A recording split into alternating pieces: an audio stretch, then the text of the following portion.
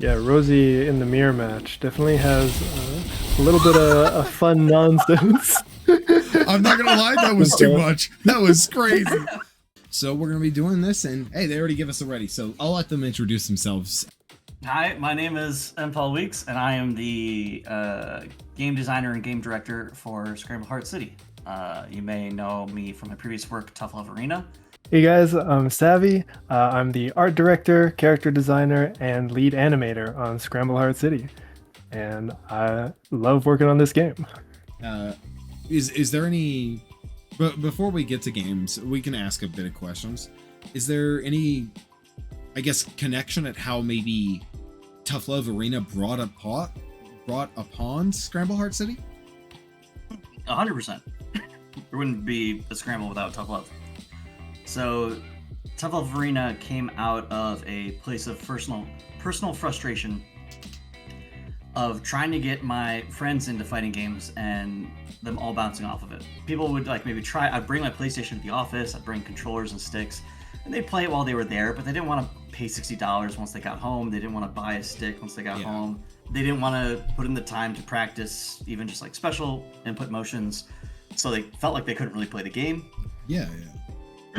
So yeah, no wonder they didn't have any fun. And at the time, the idea of like the accessible fighter was pretty new, but starting to happen.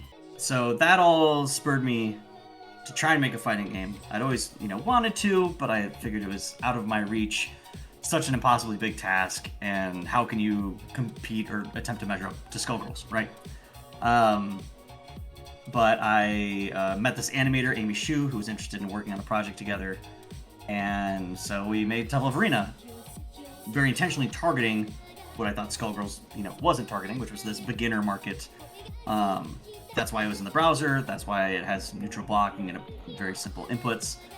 And I was trying to take the idea of Fantasy Strike, which I really liked, but make some very important different decisions with it. Fantasy Strike proved to me that you could take Street Fighter II, the progenitor of all modern 2D fighting games, and even then strip out a lot and still have something that felt like a fighting game. Tough Love Arena was an accessible fighting game in the browser. I had a couple of these ideas, mostly specifically for accessibility, and then discovered through development and testing and watching people play the game for years what mechanics surprisingly worked and I thought were powerful as an onboarding feature like neutral block, and what didn't. And it opened a lot of doors for me. We took it on the road. I met a lot of people, and I had the opportunity to make another fighting game because of connections that I've made through Tough Love Arena. And I had the option to make another game.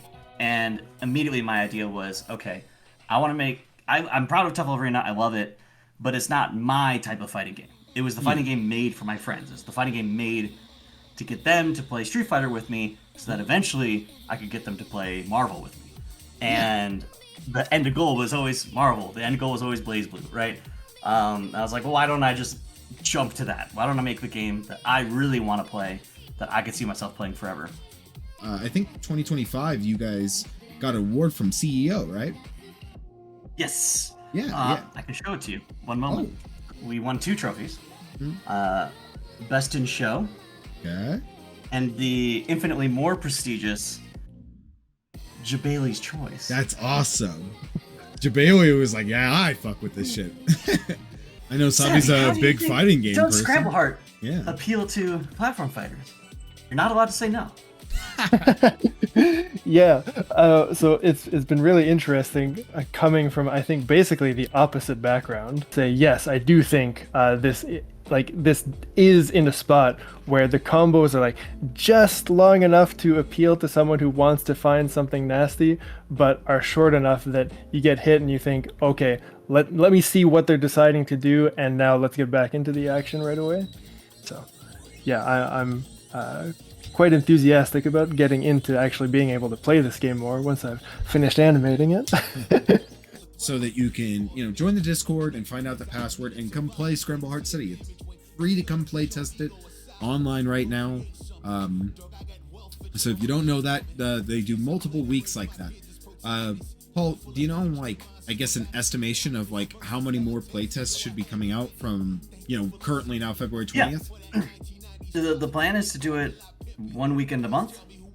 We usually target around the middle of the month just because that seems to be... We don't want to have it overlap with a holiday or a big FGC event or something, so it plus or minus a week. But generally, some weekend in the middle of the month, and the plan is to keep doing it until we release.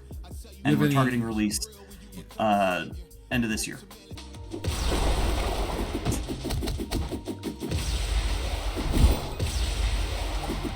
Oh no! No! Doesn't go that far. Something had to kill me there, which is fair.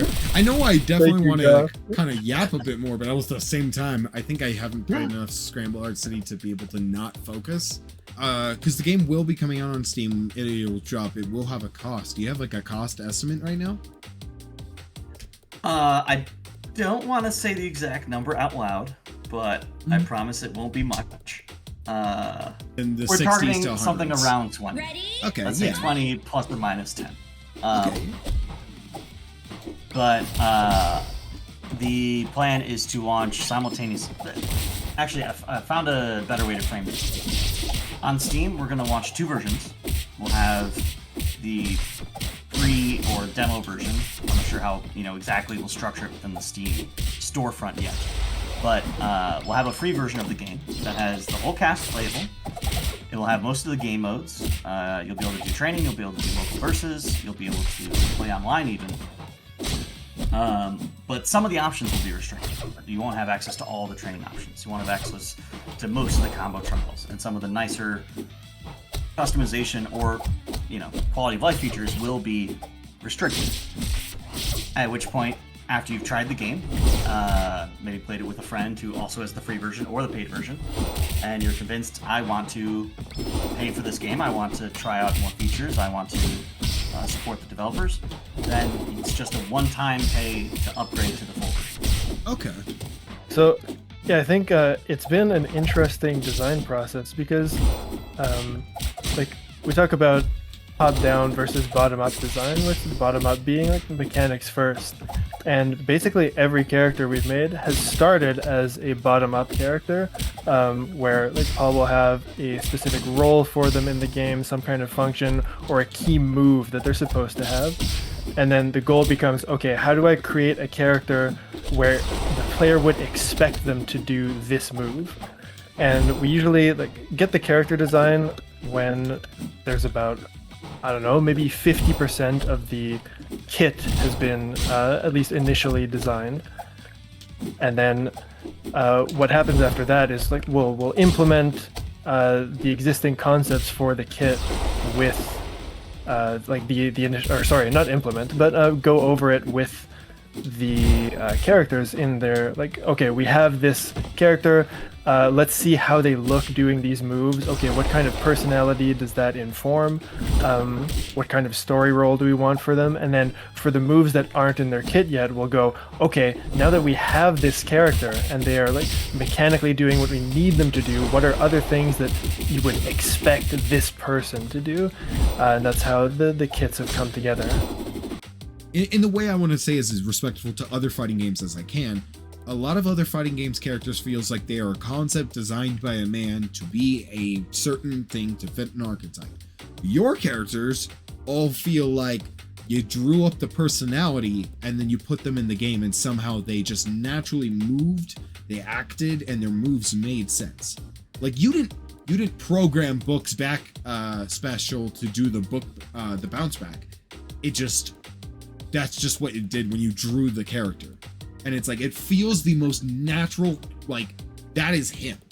And I really like that. It feels like the development side, when I can feel that characters are changing or being balanced, it's like, oh, okay, well, yeah, like this one doesn't do too much damage because, of course, I can see it's a little less committal and it's a little bit safer as an option. So, okay, that makes sense as far as like damage and stuff. But as far as what the options are, their movements, it feels that you let them be themselves and that like that wasn't even a question. That's so cool to hear. I'm really glad. The book around the world thing actually was one of those moves where like we didn't have a back special for him, And it's very important to his vibe. Like the way he fights is like he's here to teach you. Like he's your training partner, but he's also a little cheeky. So there's something we came up with. Like, okay, what is something like a little unorthodox? Well, the book is behind him, right? And he's a strong guy. Why not? Why couldn't he just kick it all the way around the world? I'm so glad to hear that landed. Oh, the bomb. I'm gonna go all in on this match, and then I'm gonna think of some questions, because I honestly had like a bunch, and now none of them are coming to me. I gotta figure that out. Yep, wrong decision. Don't be sweeping your feet at me. Get away from me. Oh, you going for a ride now, book? Oh, no, you're not. No, you're not. Oh no, I'm getting kicked around. I'm getting sweeped. Are you more a canceler or more of a teleporter? Let's find out. Oh.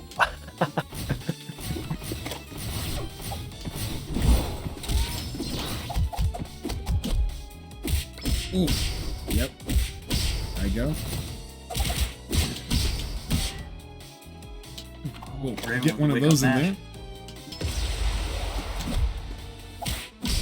In my head, that made perfect sense to dodge the attack and also hit you, but I did not do one of those. Oh no. Oh, good challenge. Ah, I gotta take advantage of what I can. Bad decision to try to do that. Oh, that was great. Oh, tried to challenge.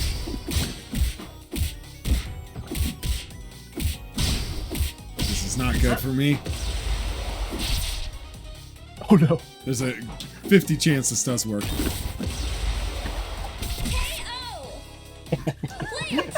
Hey, I had to go for it. I was hoping I'd get the crowd. I respect it. But nevertheless, That's definitely our target. It's quarter 4. yeah. Somewhere at the end of this year, the game will be coming out. I know you're going to Combo Breaker, and then of course you're going to CEO. What events are you really planning on going to show off Scramble Heart City, and what are you looking for to, in a sense, like promote the game for? Like, what do you think these events are going to be good for promoting the game? Absolutely. So I'll say what we're planning to go to. Some of these applications haven't even started. Some of them are still, we're in the early stages of talking and we can't confirm anything. The only thing I can say is 100% confirmed is Combo Break. Excuse me. He's dying. Tail end of a sickness I got at MacFest, actually. So we're confirmed for Combo Breaker in May. We're in talks for Evo in June and CEO in August. We'll probably do, assuming things don't change a bunch with how it's run, there was a local New York, me and Soup, our VFX and UI animator artist, are based in New York City. I'm in Brooklyn right now. And so there was a New York-based indie gaming convention that has been around forever called Play NYC. And a couple of years ago, they folded into the larger, huge anime convention at the Javits called Anime NYC. So Anime NYC, I think it's like the week after CEO, so we'll probably do that one as well. And that might be it for this year. Why should you add this? If you're someone like Raven who plays multiple fighting games, why should you add this fighting game to your repertoire? Or if you're one of those people who does play only one fighting game and one fighting game only, why should this be your fighting game? Just in a sense, kind of talking about why you think Scramble Heart City is peak. And sounds good. This is the fun question. I gave a little talk about how to design fighting games a couple days ago.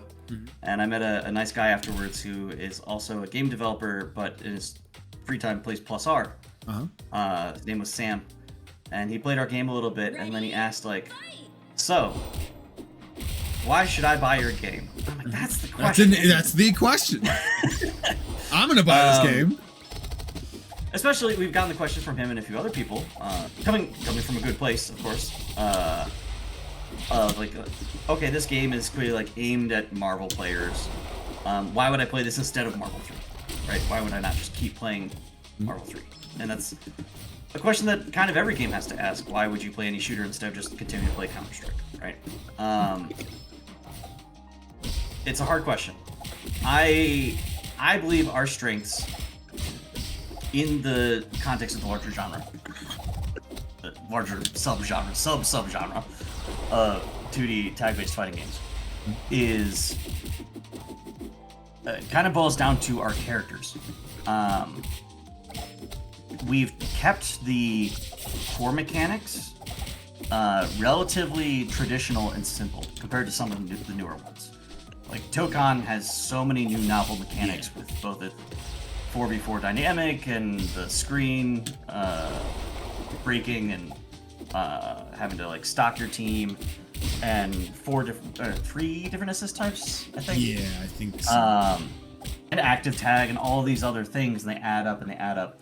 And we have not done that. I don't think we've added, from a pure like game-wide standpoint, I don't think we've added anything novel or anything brand new. Just sort of a best of. And we've tried to keep it, I've tried to keep it intentionally a pretty tight list.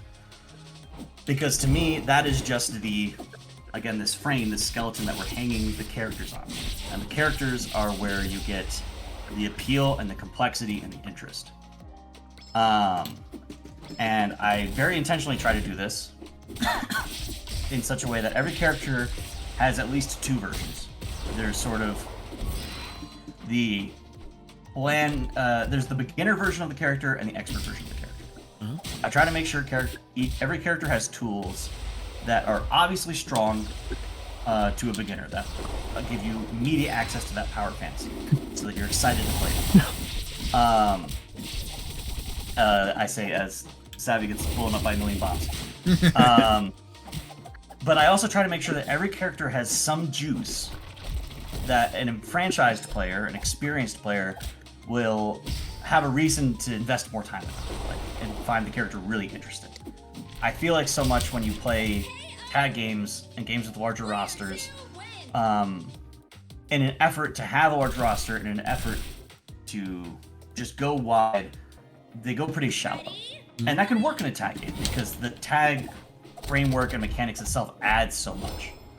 But like a lot of characters in Marvel 3, again, a game I love, are pretty simple, or relatively one note, or have big gaps, or just like have a pretty straightforward game plan, and they can still be interesting and fun because they're just one part of your team.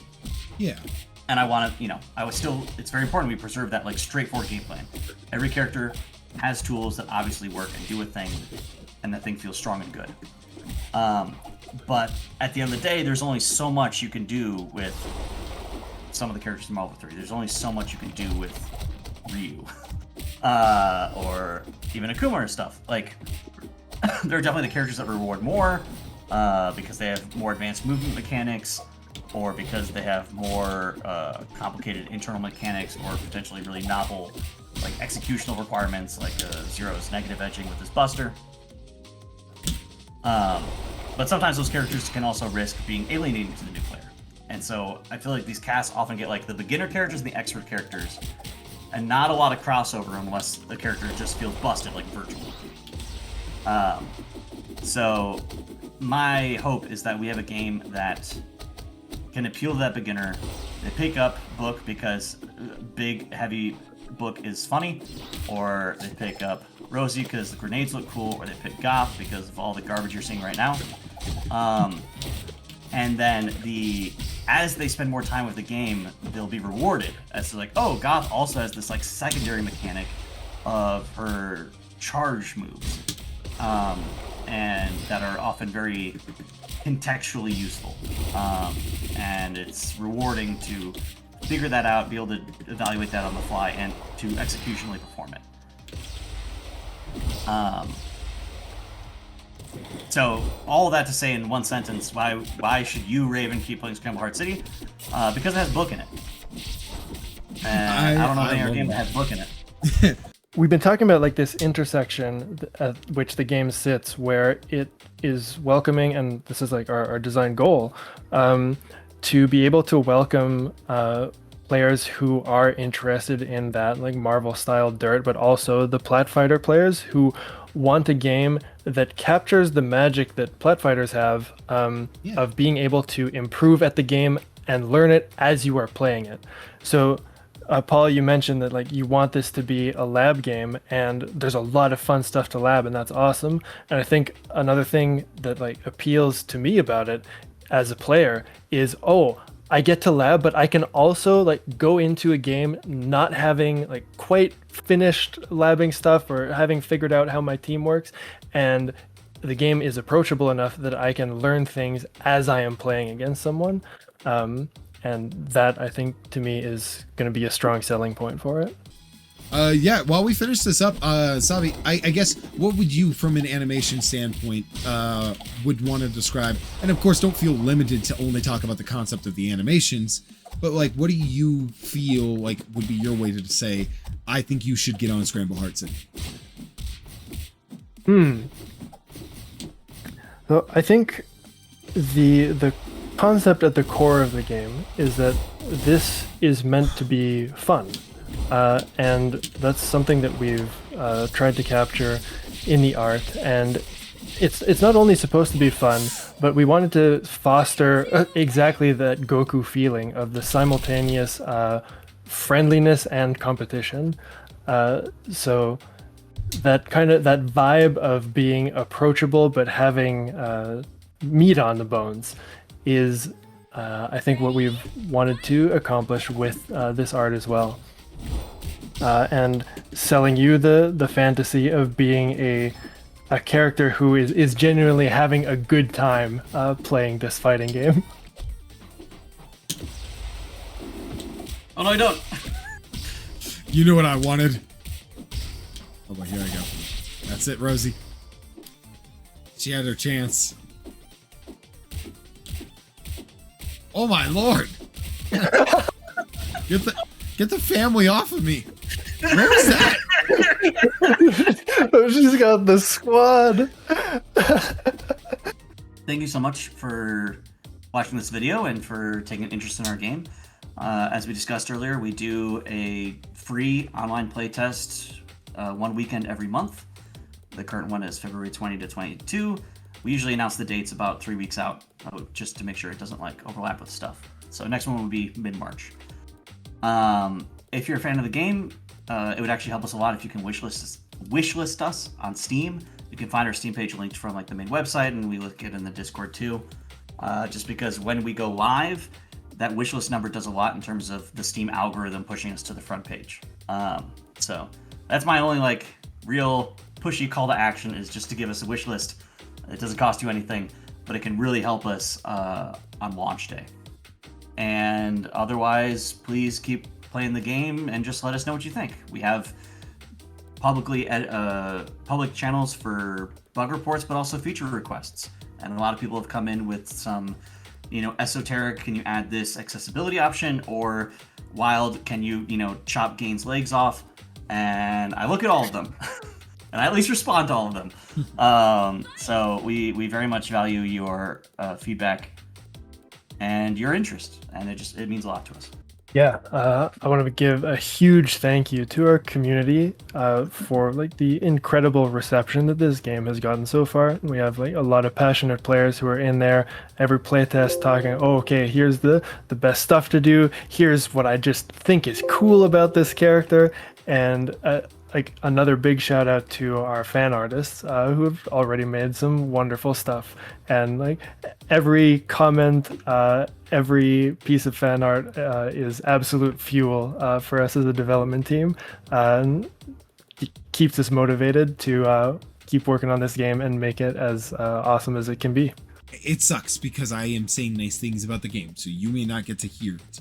But I assure you, if I did not think the game was good, and I am known for generally loving everything, I am a big ball of sunshine where I'm like, I think everything's awesome, and they're like, ah.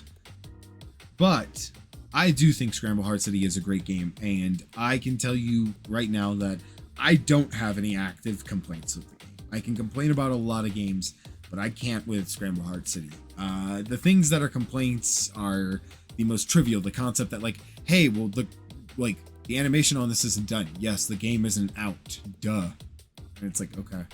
Well, the game, I don't want to pay $60 for the game. It's not going to be. Well, I want to play the game. I don't want to wait 8 months for a beta. You don't. It's 1 month for multiple days. I have no complaints. I hate saying it. I hate just blindly saying everything's great. But the game is great. There's no reason you shouldn't be getting on this game.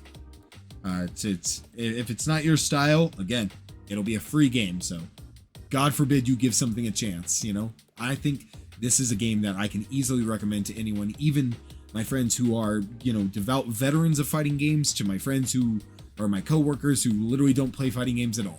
I can easily recommend this to everyone in any part of the wheelhouse.